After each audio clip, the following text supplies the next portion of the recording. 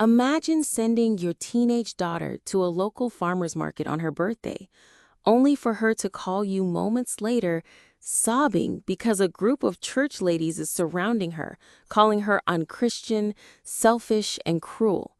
All because of a lie your mother-in-law spread about you to an entire church. But don't worry, this story doesn't end in tears.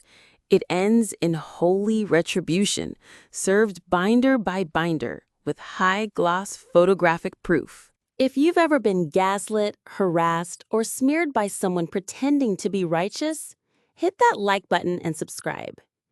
This is the story of how I turned my ex's manipulative, church-weaponizing mother into the town pariah, using nothing but the truth and a little creativity. If you've ever been gaslit, harassed, or smeared by someone pretending to be righteous, hit that like button and subscribe. This is the story of how I turned my ex's manipulative, church-weaponizing mother into the town pariah, using nothing but the truth and a little creativity. I'm 46, and the proud mom of two incredible daughters, 17 and 15. And to say we've been through hell this past year would be the understatement of the century. My ex-husband passed away in a car accident not long ago. You'd think that would be the hardest part, right? But nope.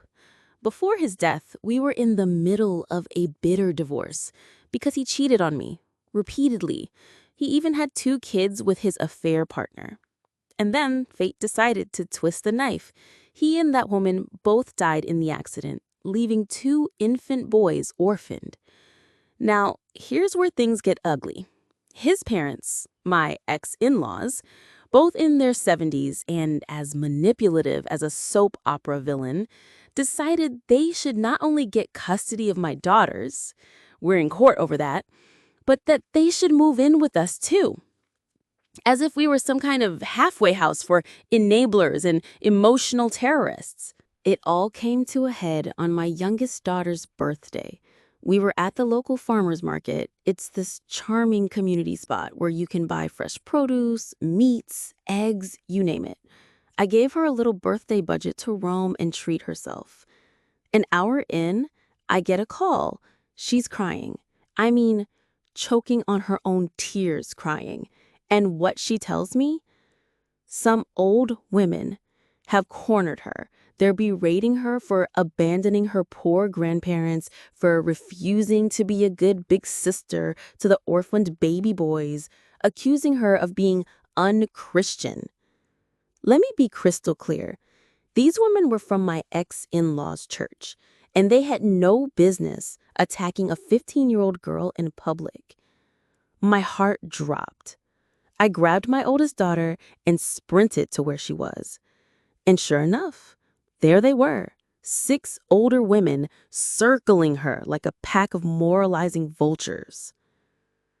I stepped between them and my daughter and told my eldest to take her sister and head to the car. Then I turned to the God Squad. They started in on me. One of them pointed at my chest like she was casting out a demon and said, "You failed as a Christian wife. You're disobeying the wishes of your husband's parents." I swear I could hear the record scratch in my brain. I lost it. My voice shook. My hands trembled. I told them, "Don't you dare speak to my child again. Don't you dare use God to justify your cruelty. And if you think I'm afraid of you, keep pushing." Things escalated. Security at the market had to get involved. We were all asked to leave. As I drove away with my girls, they followed us on foot, like a scene from a low-budget horror movie. I locked the doors, put the car in drive, and didn't look back. But that night, I didn't sleep. I couldn't. Not after I found out what sparked this whole witch hunt. An old friend from the church, someone I still respect, sent me screenshots. Turns out, my ex-mother-in-law had gone full fan fiction on Facebook.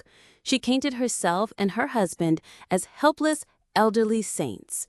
She claimed we left them penniless and homeless. They got a hefty slice of my ex's estate, by the way. She accused my daughters of abandoning their grandparents and baby brothers. But here's the kicker.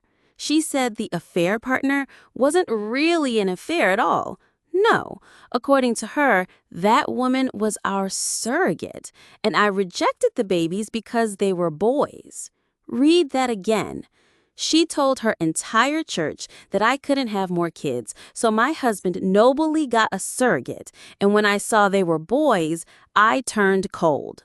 I wanted to vomit. She lied about everything to save face. And now strangers were harassing my daughters because of it. That's when I snapped. See, because our divorce wasn't finalized when my ex died, I had access to everything. His phone, his emails, the receipts, and oh, were there receipts. Photos of him and his affair partner, tongue deep on our living room couch. Texts confessing everything, including his parents encouraging him to make it work with his side chick because family comes first.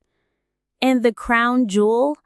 Messages from his mother and father to my daughters, calling them bastards and saying it was their fault their dad died. One message, 2 days after the funeral, said, "You broke your father's heart when you told your mom about his mistake.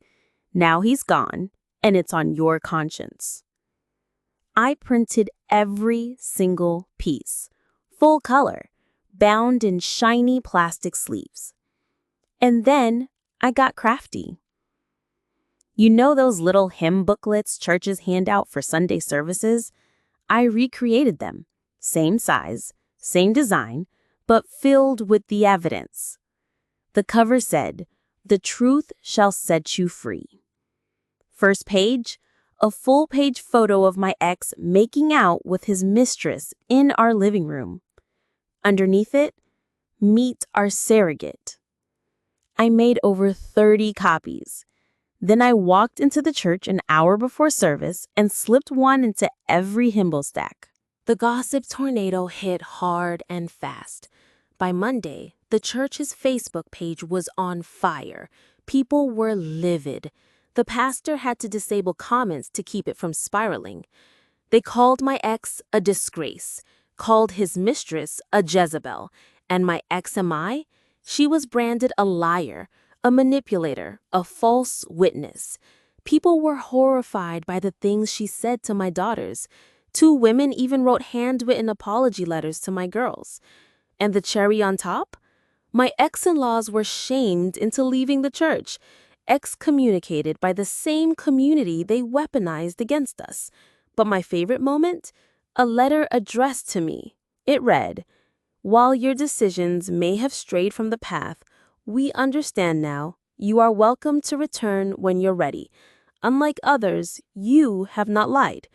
So apparently I'm still a bit of a sinner, but I'm their honest sinner. Here's what I've learned. Some people will wear righteousness like a costume, weaponize faith, and hide behind morality to cover up cruelty. But truth doesn't need a mask. Sometimes the most holy thing you can do is refuse to be silent. If this story made you clench your jaw, maybe tear up a little, or cheer when karma did its thing, smash that like button. Have you ever seen someone use religion to manipulate others? Tell us your story in the comments below. And don't forget to subscribe for more emotionally charged tales of justice, payback, and real-world redemption.